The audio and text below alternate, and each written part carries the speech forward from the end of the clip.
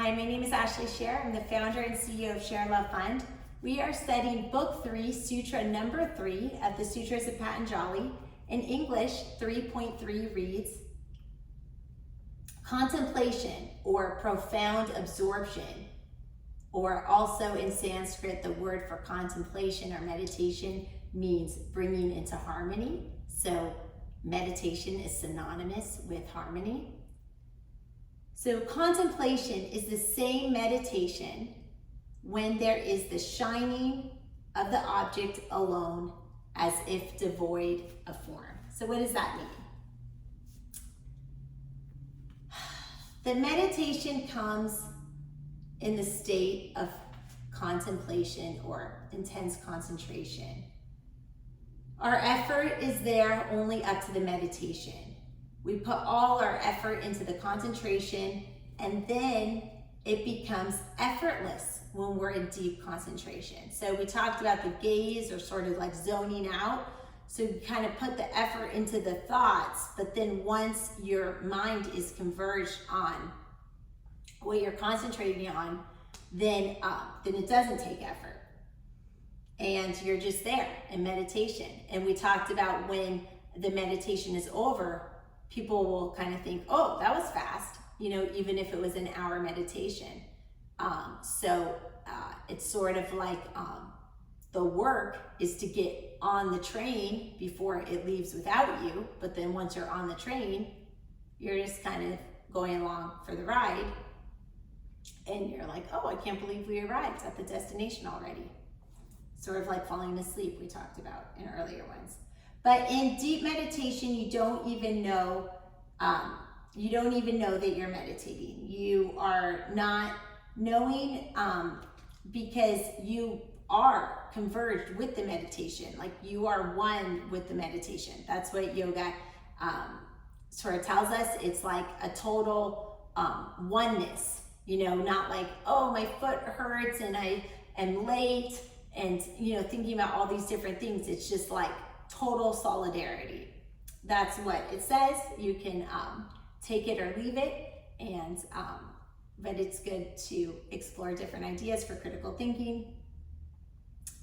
You think first with a lot of interruptions, because that's what our mind naturally does, and then we become to think deeper in deep contemplation.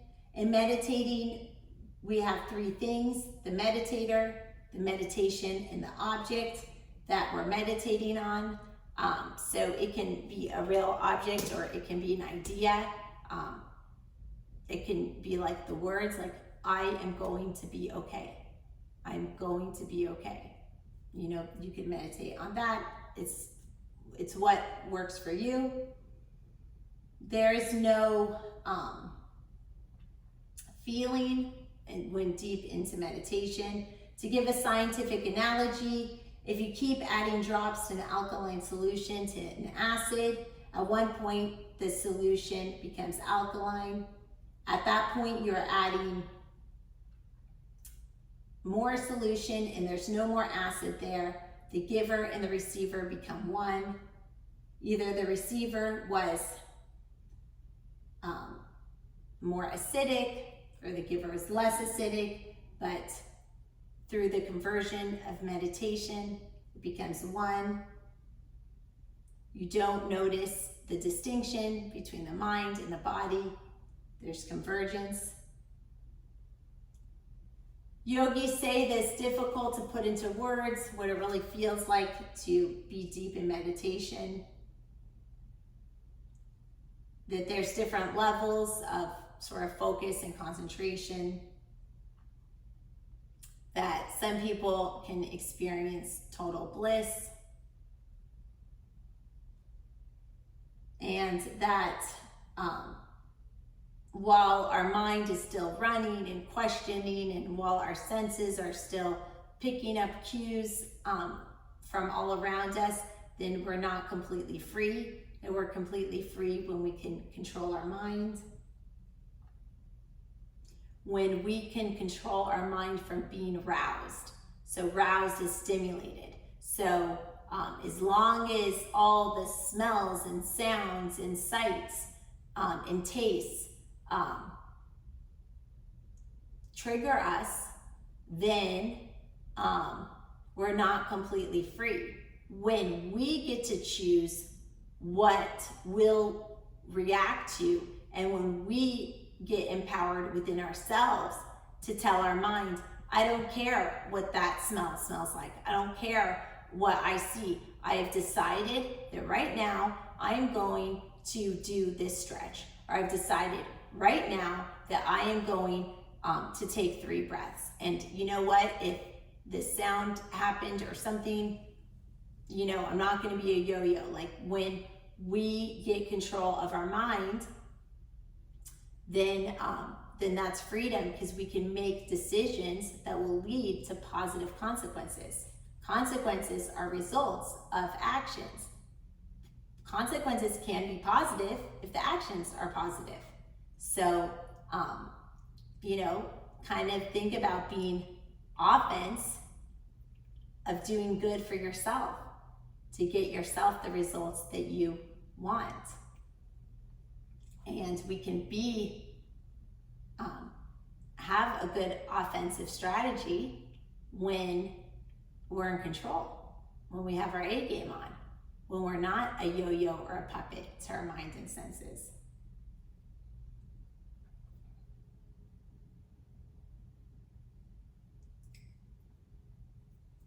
As long as we have a tendency to succumb to our senses, we are not completely in control of our mind. These triggers we can think of as seeds. So as long as the seeds are around, they can germinate at any moment, they can pop up. And so the idea is to kind of like burn out those seeds one by one, burn out those seeds of desire one by one. Because as long as we wish and want and hope, then we can get tempted.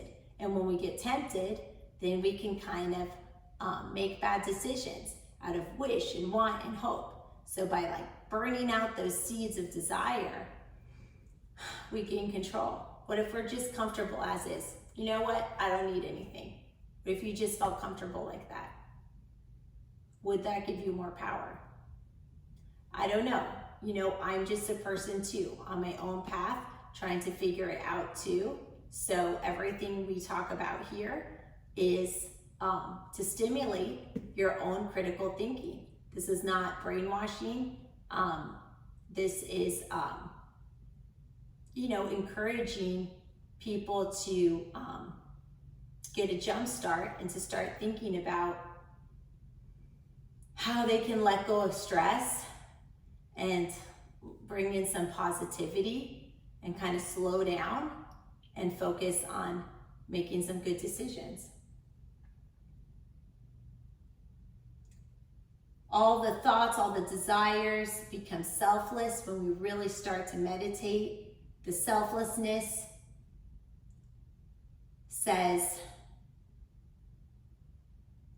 it's okay, it's gonna not react. One who has achieved this sense of selflessness might look like everyone else, but that person is different because they're in control. They eat and sleep and do everything like everyone else, but when they do it, they're not affected by what they do as much. They don't have the triggers. There's no moisture of attachment to cause sprouting of those seeds of desire. They are living liberated. Liberation is not something that we physically, it has more to do with what's going on inside than what's going on in the physical space. While living, we can feel liberated when we have control over our mind. It starts inside. This is the final state of contemplation. It's not sitting stiffly with your eyes closed, as some people think. It's not sitting as if we're statues. It's not rigidity. No, that would not be useful.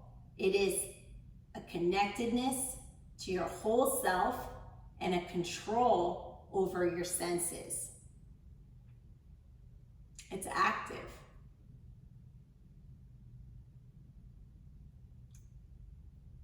when we have a total state of deep contemplation where we can control our senses, we start to feel a little bit of quietness, of calmness, of serenity. Because when you know that there's nothing to yo-yo you around, when you know you're in control of your reactions,